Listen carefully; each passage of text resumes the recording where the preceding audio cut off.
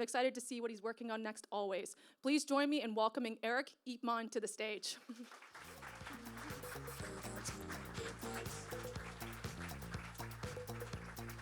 Let's begin.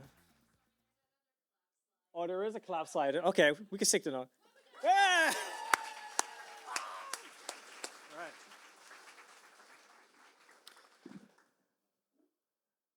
All right, folks.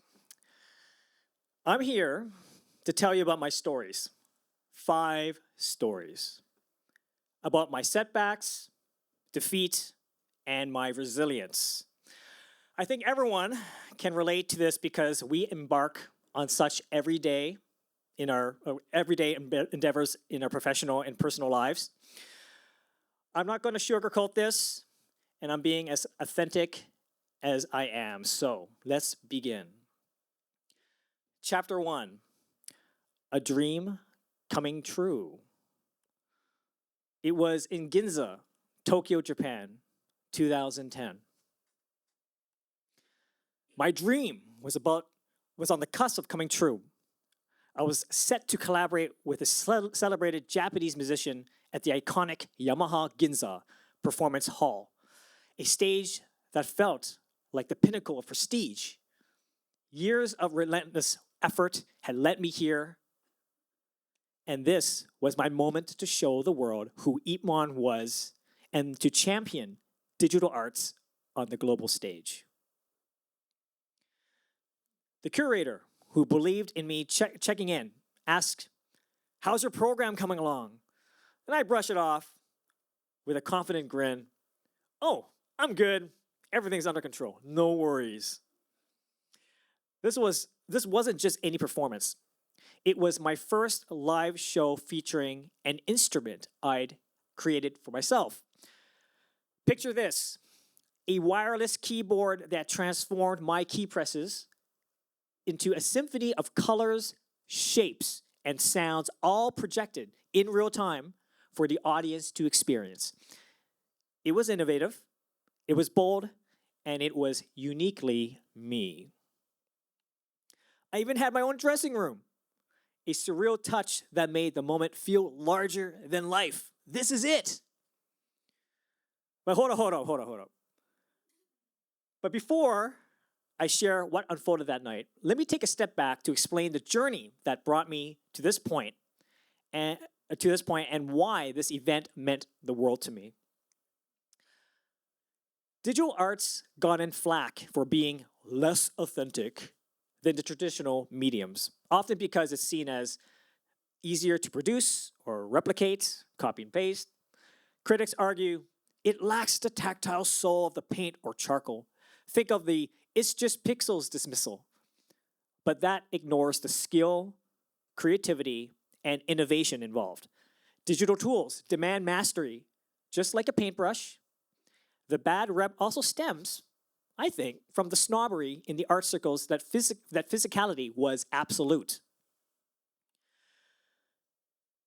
A question I've been asked time and again: is it hand-drawn? What the fuck does that even mean?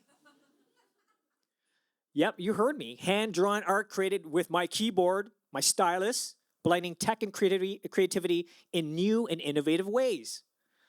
That's been one of my ambitions, to prove to the world that digital art isn't just a gimmick. It deserves its place alongside fine art. And now, that moment has finally arrived. The moment of truth. It was a full house.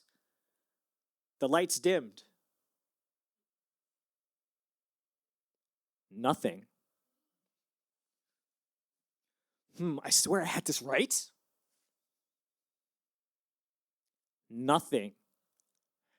Panic ensues. What do I do? What do I do? The musician is playing, but nothing is coming out of the projector. What do I do? My Mac OS X screensaver appears after idling for too long. I was defeated. I let down so many people. My dreams, my supporters, everyone around me. And there's no one to blame but me. That was my ultimate failure. I didn't see the bigger picture, the weight of the role I was given. I wasn't a team player. I was 100% accountable. And let me tell you, swallowing that pill was fucking brutal. You felt that kind of gut punch, right? I'm sure. That moment when you realized you've crashed and burned. I was arrogant, cocky, way too sure of myself. I told the curator, yeah, no problem, no problem, like I had it all under control. But the truth, I wasn't prepared, not even close. When it all fell apart, I felt useless, like a total embarrassment. Could I face anyone again? Digital artist? What a joke, I told myself. You're nothing. Just give up. I remember breaking down, crying to the curator, apologizing over and over, my voice shaking. My dream of making it big in Japan, gone. And fucked it up royally. For months, I replayed that performance in my head, even now, dissecting every moment, every mistake. But somehow, after all the self-doubt and despair, I found the strength to get up. I dusted myself off and started over because giving up, that wasn't who I was. The setback was needed to propel me. I had to reframe it, evaluate it. I realized that where there's setbacks, there's recovery. This experience showed me a new work ethic. I can't take this for granted. I told myself, I know that this situation isn't ideal, but look where your creative spirit has gotten you, regardless of the outcome. How cool is that? It's only natural that in such adventures would I face big obstacles, challenges, and confrontations. But isn't that what makes life more exciting? Let's keep going. Let's explore everything. That to me is the definition of an artist. Freedom. I doubled my efforts. Hey, at least not all is lost in Japan. At least I could create my CityLights series. And I kept creating and creating. Chapter 2, the email and the epiphany. In my entrepreneurial ways, I cold emailed Danny Reese, CEO of Canada Goose, that's right, an email about my interest doing a collaboration.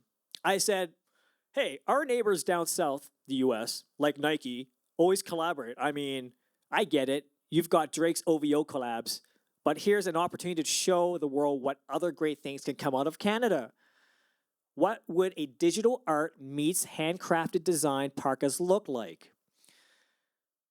Danny wrote back, we're not looking at collaboration at the moment, but why don't you come over to the Canada Goose office and have a chat? At that moment, I immediately booked my Via Rail train trip from Ottawa to Toronto. During our meet, he re-emphasized that they're not looking, but then said, how about this? You sketch some ideas, send them to me, and we can go back and forth with them. Let's explore together.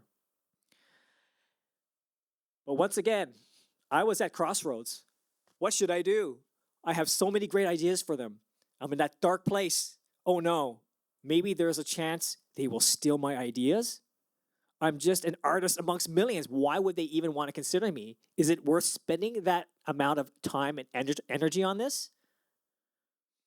But then that 180, I remember my experience in Japan and I reiterated, I know this situation isn't ideal, but look where your creative spirit has gotten you, regardless of the outcome. How cool is that? It's only natural that in such adventures, I would face big obstacles, challenges, and confrontations. But isn't that what makes life more exciting? Let's keep going. And let's keep going, I did. Some might think, oh, you created this for them for free? I could have easily thought the same, but I flipped the conventional thinking. I said to myself, what's the worst that could happen? I get screwed.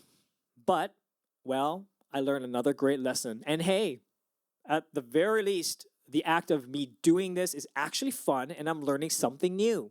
I trusted the process as I continued to venture into this unknown territory of the fashion industry. If my memory serves me correctly, Danny and I met at the Plaza Hotel in New York City for lunch. It literally felt like I was in some Hollywood movie. By that time, my sketches had been refined and we looked at them together. It was then and there he decided to fly me to Toronto to meet the executive team. Woo, things are getting real now. What the fuck just happened? He liked it? I mean, I know I put my heart and soul into this, but this is a whole other level now. And then, a sinking realization. It was this. Had my dark ego of fear got in the way and said to me, don't do these sketches because honestly you have little chance of getting approved and all that hard work was for nothing, then this outcome would have never have manifested and totally different reality would have resulted. A great first step, but we're not finished yet. This photo here was the moment of truth. I was in a board meeting, literally in a movie or a TV show. Executives on the left, executives on the right. Everyone in the room were supportive, except for one. That person asked why I wanted to collaborate. What was like 2 minutes explaining felt like an eternity. Then that person stared at me, which was probably like just 5 seconds, which felt like eternity times 2. Then I heard from that person, I love this. I'm sold. And there was a huge sigh of relief, or at least I like to think that's what happened in the room. Let's keep going. I worked closely with the Canada Goose design team with my refined sketches. They even sent me fabric textile samples to consider.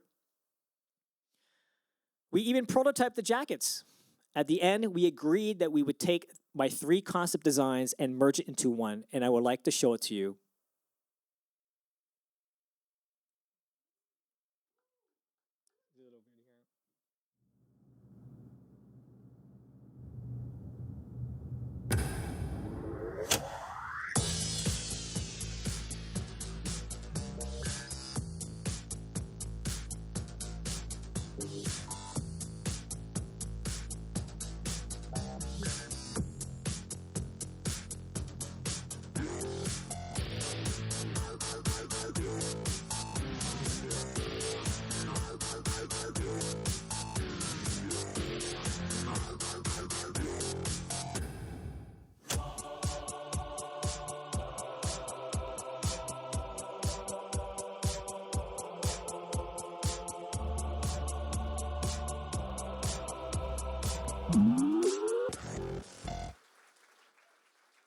Thank you. This is the Canada Goose times Eepmon Synthesis Parka, only 150 editions. You can visit my website to view more of the details later. But I'm geeking out on that Arctic disc because I'm one of the few artists that can actually play with their Arctic disc. And if people don't know, I'm doing a bit of a digress here. That map is the inverse of the North Pole. So I'm like RGB, red, green, blue, touches the entire world. The digital age.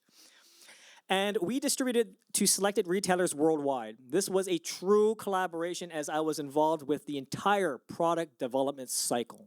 From start to end, I became a fashion designer. Not only that, I'm also a Goose person, a brand ambassador for Canada Goose, which you can find me in their 50th anniversary book. But I want to highlight that red area because I reread my interview that I did back then. And it says, Eepmon is going to new places. I want to engage people and create goodwill. I like to think that Eepmon is my very own pirate ship setting sail into the unknown to seek adventures. I believe that every infinite point in time, there is an infinite number of outcomes. Why choose an outcome of stagnation? Sorry, I lost my stagnation. The result of doing nothing, it's boring. My mission is to go out there and break the mold, shatter expectations, and live and die with conviction. This still holds true to this very day. The crazy part, this project wouldn't have happened had I not sent that email. I flipped it. I truly was unafraid. I was resilient and have nothing to lose, only to gain. And of course, flipped a big F you to this statement. Chapter 3, nothing is wasted. What the hell is that? These were concepts I created for a client that wanted something futuristic, robotic. So to the audience, I don't know. What do you think? Kind of looks kind of cool, huh? Maybe, yeah. Bit of an anime mecca. This digital Lego where I have all these tiny anime inspired pieces that come together to create an interesting composition. However, the client rejected it. That said, I was rejected enough times in the past. I know how to do it. Deal it with myself. I can take it personally, or instead flip it as an opportunity. Being rejected doesn't mean it's game over. Nothing is ever wasted. Everything happens for a reason. Let's revisit. There's something that I can do with it. What if I refine this crazy output? What if I mastered the compositional fidelity, governed by code, thereby creating unique portraits? And that's what I did. I call those the Eepmon mecha style due to its anime mecha-like compositions. Again, in my entrepreneurial ways, I submitted these illustrations, why not, to competitions, to publications.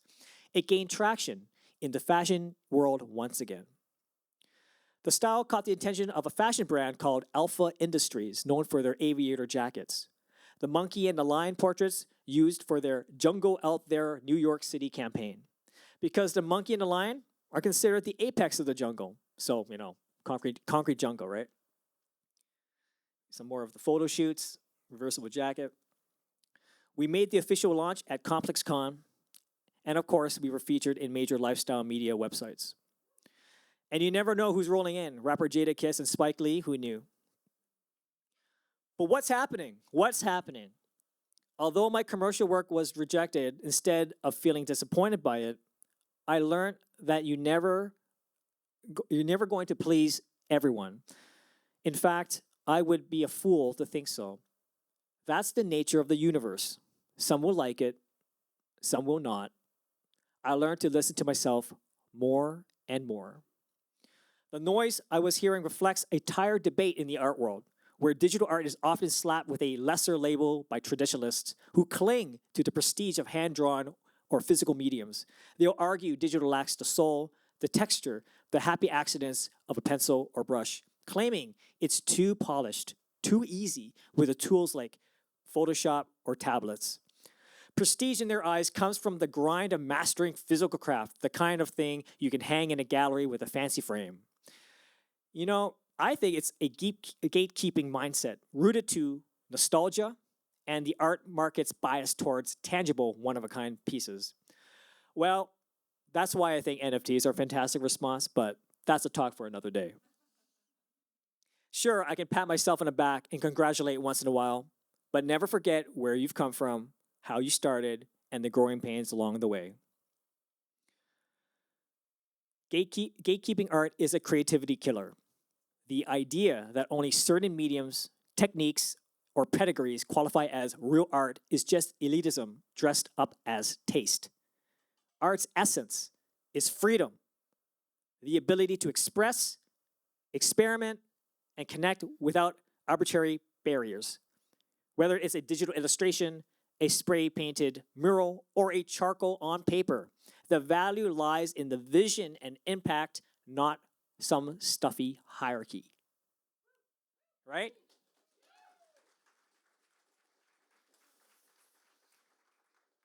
Chapter 4, the unfamiliar and the unknown. I attended Adobe Max, a premier conference for creatives. Let me digress a bit. Has anyone watched a film called Kung Fury? Yeah? Yeah? It's very niche, I know. Okay, well, the music score was produced by Mitch Murder. He's an incredible vaporwave artist. One of his tracks he collaborated was with a vocalist, Emi Kusano from Japan. I met Emi at Adobe Max. I remember her so vividly because she was hustling and promoting her music.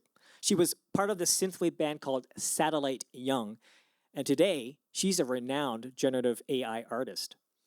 Back then, we decided to collaborate on a music video, so I happened to be in Tokyo after the conference, and so she suggested we meet at Kawaii Monster Cafe in Harajuku. This is a place, I kid you not. She asked, She asked, "You can do motion graphics, right?" I'm like, "Oh yeah, I can, for sure. We gotta do a music video, right? Right?" And here we go again. That dark place singing in, my inner monologues telling me, "Oh dear. You've done your number, you've done a number for yourself this time, Eepmon. You don't even know how to do motion graphics and you agree to it?" And I'm saying, yeah, I know Adobe Premiere. My inner monologue said, "That's not the same. You are one doomed space marine." But then the 180 came in, and I remembered my experience of defeat. And again, I know the situation isn't ideal, but look where your creativity spirit has gotten you. Regardless of the outcome, how cool is that? In Harajuku, at the Kawaii Monster Cafe. If anything, it's only natural that in such adventures I would face obstacles, challenges, and confrontations. But isn't that what makes life more exciting? Challenge accepted. Let's keep going. And so I did as a character designer. And so I did as a storyboard layout artist, timing the music to the sequences while I listened to her music. True, I only knew Adobe Premiere, but at this point, I was unafraid. I heard about Adobe After Effects. This was the perfect opportunity to use it. Actually, has anyone used Adobe After Effects here? Yeah? Woo! Yo, it's a beast of a program. It's a beast, right? I like to think it's Photoshop on steroids. It's crazy. Every parameter can be animated. It's nuts. So, though it was a technical skill setback, I was resilient. Instead of me feeling intimidated by the daunting task, I flipped it and owned the responsibility. And I'd like to show you snippets of the video now.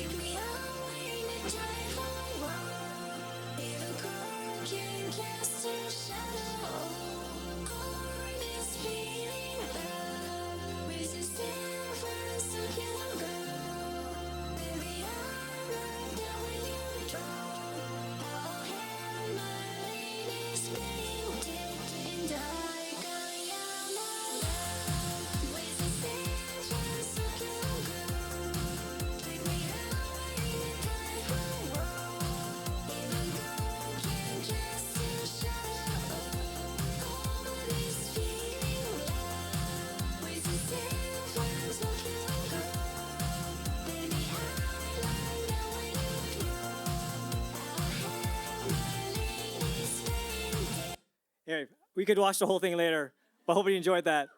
Thank you. Okay. I know we're running out of short time, so I learned a lot from my experience, so much so that I was confident to take another promotion graphic piece, this time for a live performance with the endorsement of the Bruce Lee Foundation that was held last year in December for the 22nd Unforgettable Gala in Beverly Hills.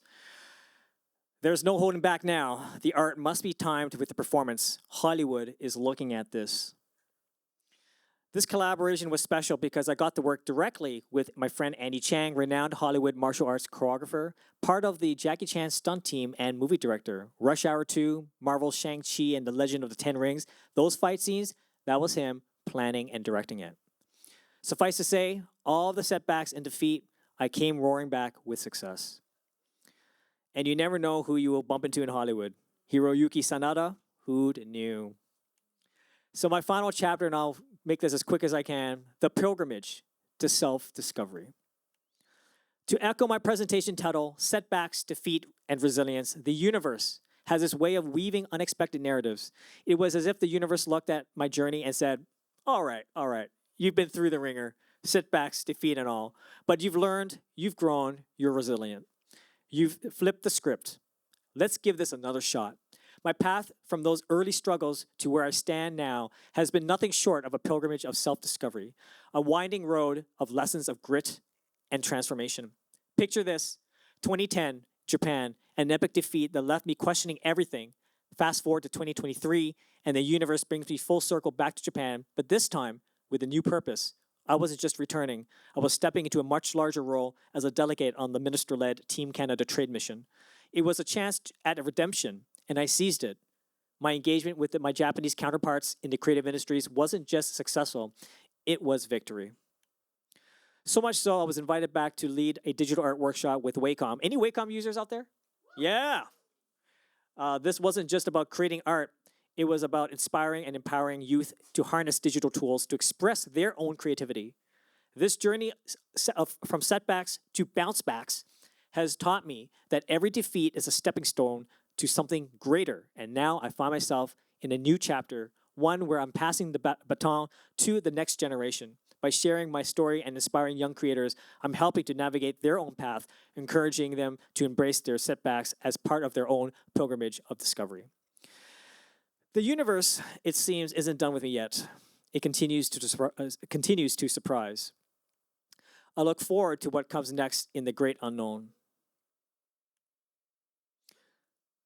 This is my story of setbacks, defeat, resilience, how I flipped the narrative, ignored negativity and the noise, and most importantly, I learned to shut out the negative ego and let the positive, adventurous ego take the realm. And I will continue to break the mold, shatter expectations, and live and die with conviction. Let's keep going.